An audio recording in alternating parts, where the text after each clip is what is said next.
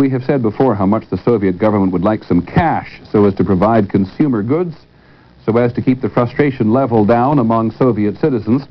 Here's an example of the frustration. Police in the Republic of Georgia stopped a man who had just stolen the late dictator Stalin's old telephone from a local museum. He'd hoped to install it in his own home, he said, because modern Soviet telephones are so unreliable. Well, now that the economic summit is over, everyone has gone back to the business of protecting their own investments.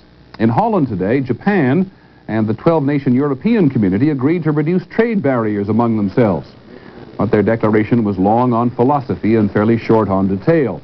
When the Dutch and Japanese prime ministers did not comment on Japan's $14 billion trade surplus with the European trading bloc, no one was surprised. Europe wants a much more open Japanese market for its exports. The Japanese are trying to avoid discrimination in Europe, which plans to be one big open market in 1992. Here's ABC's Jim Bitterman. In Europe, the Japanese are digging in and making themselves at home.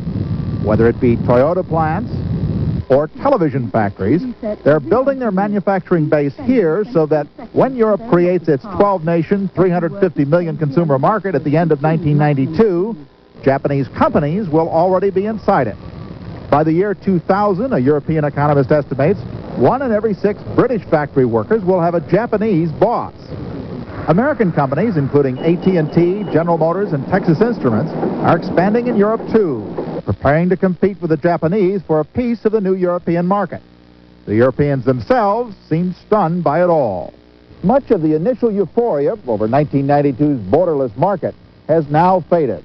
The Europeans are starting to worry that others may be the chief beneficiaries of their creation. The French are especially upset. The new Prime Minister, Edith Cresson, is so anxious about the Japanese that she now advocates that Europe team up with the United States in order to thwart Japan. The growing deficit of our trade balance between Europe and Japan is a real problem. And it is time that the European industrialists should make alliances, in some cases, with the Americans. Not all Europeans feel so strongly. The Germans, preoccupied with unification, believe they can compete with anyone. And the British have thrown open their doors to both the Americans and the Japanese. What Europeans do agree on is that they're sitting on a gold mine. And the question is how the gold will be shared. Jim Bitterman, ABC News, Luxembourg.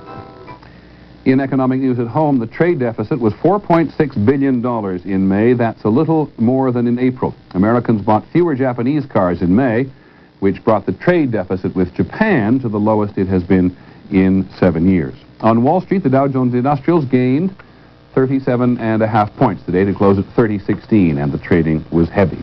We'll have more news in just a moment.